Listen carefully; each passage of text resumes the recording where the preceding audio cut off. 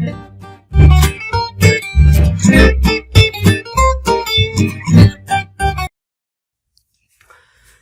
guys, today we will discuss the deferred database modification. Basically it is a technique how we going to modify the database. Okay guys, so let's see. This technique ensures transaction atomicity by recording all database modification in log. First of all, it ensures the atomicity, that means all the transaction will be done or none. Okay guys, so if by using this deferred database modification, we can say that atomicity will be maintained there. Then how it will maintain this? By recording all the database modification in the log. That means it is going to use the log file for the modification of database, and we have already discussed the log file. What are the log files? But deferring the execution of the write operation until transaction partially commit.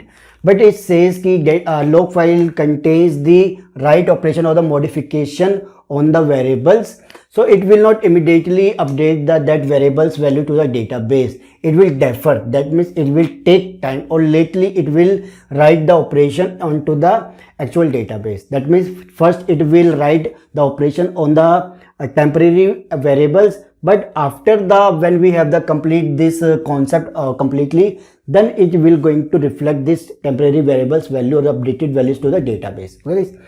So let's see until it is at the partially completed. That means all the instruction in the transaction is not being executed. It will not going to write the operation. But when we have the partially committed, then we are going to write the operation on the actual database.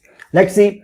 There are two transactions, that is T0 and T1. Where is A is reading, there is a read operation, then we subtracting my 50 from it, then writing the A's value, then reading the B, then adding 15, then writing B. Then in transaction T1, we are having we first read C, then subtracting 100, then writing C. So let's suppose we have values of A and B and C are 1000, 2000 and 3000. Okay, initial values of A, B, C. So when this transaction, first of all, we have to assume that this transaction will run sequentially in a serial manner. Okay, no concurrency is there. That means first of all, we have to write all the log records according to this instruction. So when T0 start, that means when we are here, the T0 start, we will have T0 start. Okay guys, this is the log record which will be entered in the log file. Then after this A is equal to A minus 50, this instruction will not will not have any log record in the log file. When we have the write operation, that means we will write the value of A. That means here is 1000, that means this A is equal to here 950.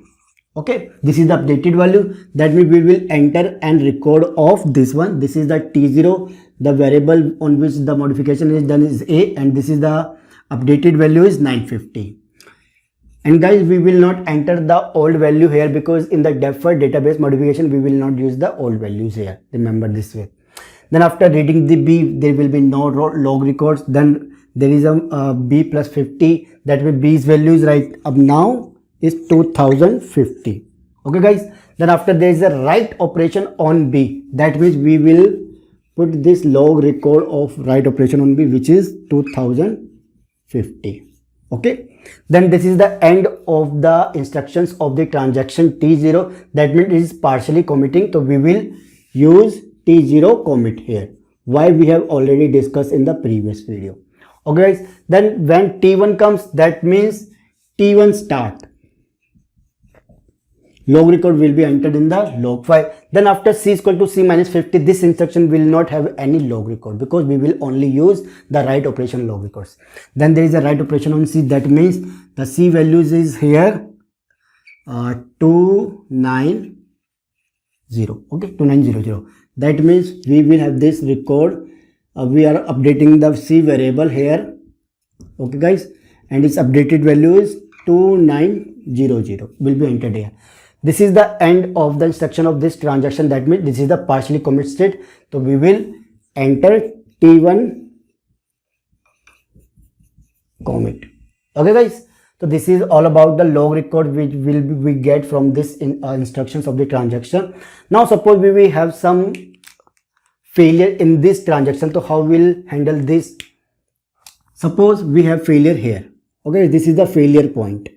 After the execution of this one, there is a failure. Then what will happen? Then there will be the undo.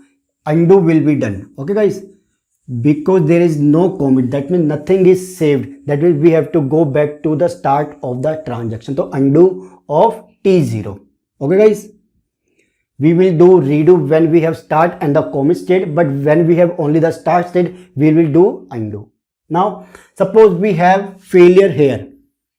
Just remove this or forget this. If we are executing this statement and we have the failure here, then we will have redo T0. Why? Because this record has start and the commit section, because this commit says that we have already updated the value of the variable into the database.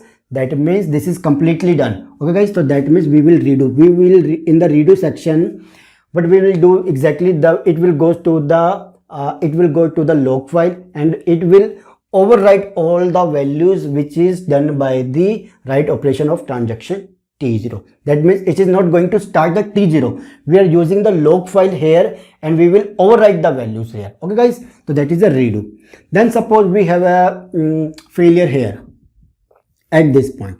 So what will be happen? So it will be the redo of T0 and undo of T1. Okay, so redo of T0 will be done because it has successfully committed here, but here is no commit section. That means at this point there is no commit section, so T will go back to the starting point. Okay guys, so this will the undo of T1 and the redo of T0. Then after that, suppose we have the failure after this one. Okay guys, then we will have the redo of T0 and T1 because both of them transaction having start and the commit point.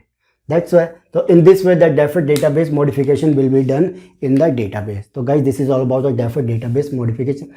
In the next video we will discuss the immediate database modification. So okay guys, we will meet in the next video, and if this video is helping you, to please guys like and share this video and subscribe the channel. Thank you.